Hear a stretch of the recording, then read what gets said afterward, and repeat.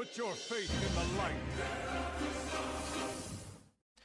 Hello guys, welcome to another one of my videos. This is Lightblade, and well, with Season 3 announced for the 5th of August, I think it's time for me to start talking about Retribution Paladins and what's happening with us next season. So in this video, I'll be diving into our tier set bonus, the artifact cloak, and how good they are for us next season. And with that being said, let's start with the video.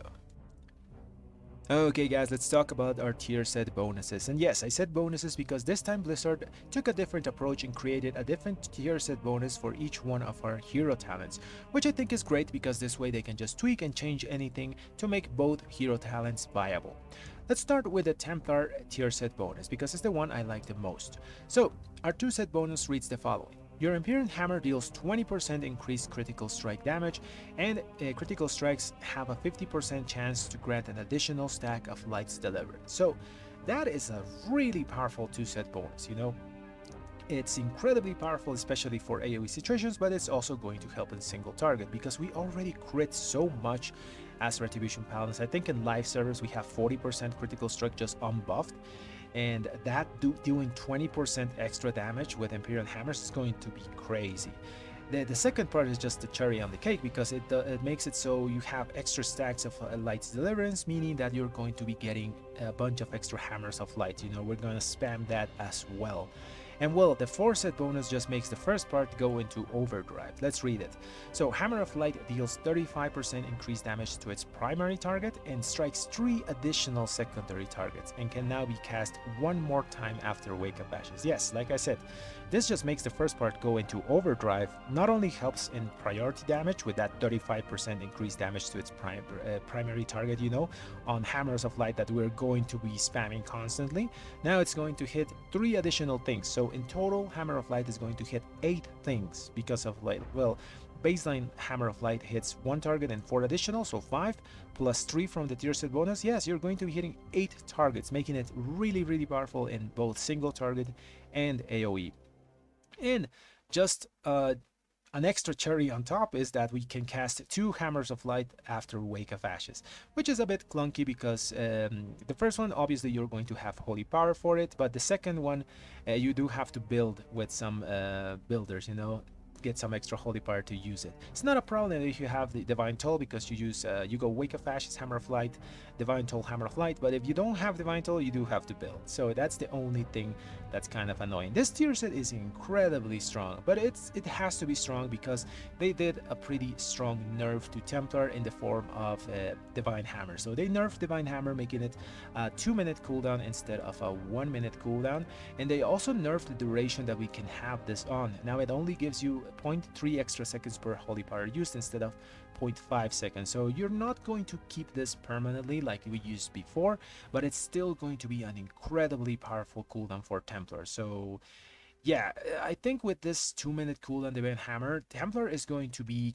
the more skilled based Retribution Paladin because you do have to think when to use your cooldowns to get the most effect of it, because yes, Divine Hammer is still going to be massive for our damage because it makes your tier set just drops extra Hammers of Light, not Hammers of Light, Imperial Hammers, which those are going to make you drop more Hammers of Light, so it's going to just compile on itself, you know, so it's really powerful. And yes, this change makes a Templar have a higher skill ceiling than Herald, which we will be talking about now.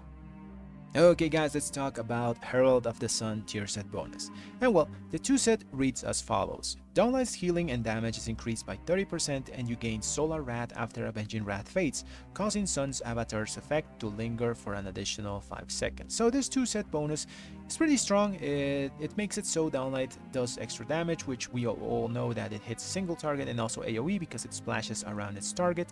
And the interesting part is the second one, you know, where Sun's avatar is going to linger for 5 extra seconds, meaning it's not only going to do damage to whatever it's hitting, it's going to splash around you, and it's also going to increase the duration of those lines that appear between us and our target, making it pretty damn strong, you know. And well, the 4 set bonus is just going to make that a lot stronger, making Solar Wrath increase the effectiveness of your Holy Power spenders by 15% and grant you an additional Dawnlight. So this means that you're gonna get a lot of uptime of extra multiplicative damage in Herald of the Sun. because you not only have now multiplicative damage from your tier set bonus, you do have multiplicative damage from things like Gleaming Rays whenever you have a Dawn Light up. You have multiplicative damage in things like Second Sunrise, making your Divine Storm just cast again at reduced effectiveness. You have more multiplicative damage here with extra critical strike on Divine Storm. So yeah, Herald of the Sun is going to be the hero talent that just relies on multiplicative damage, which is fine.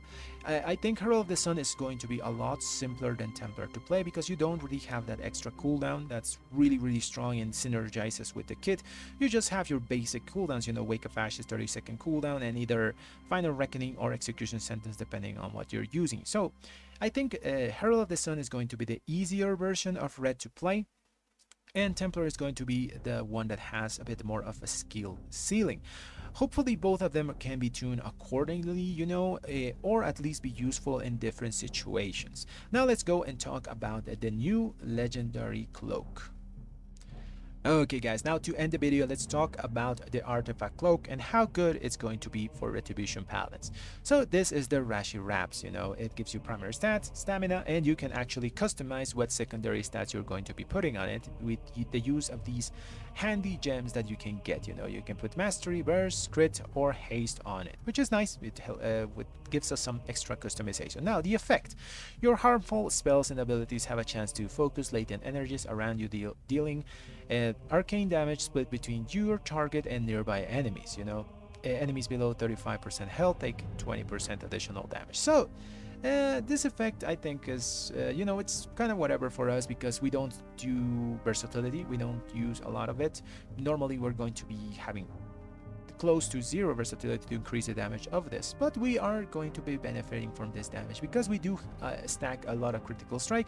This is going to do pretty decent damage for us. No, it's not incredible for us. I would prefer the Cloak give us primary stat or something like that, but it's a good effect that is going to work on Retribution Paladin. If I would have to give it a you know, a score between 1 and 10 on how good this thing is for Retribution Paladin, I would give it a solid 7. You know, it's nothing incredible. We do give it some scaling with critical strike and it just does damage, you know, so it's a nice addition for us in next patch. And well guys, that's going to be the end of the video. I'm going to be doing these short videos talking about all the aspects of Red for the next season over the course of the following weeks, instead of doing a large one. This way the content is more digestible for you guys, and also if something changes, it doesn't invalidate a large video and I can just rectify it in the description or in a pinned comment. And well, I hope you find this video informative, and if you do, leave a like and subscribe to the channel. Thanks for watching everyone.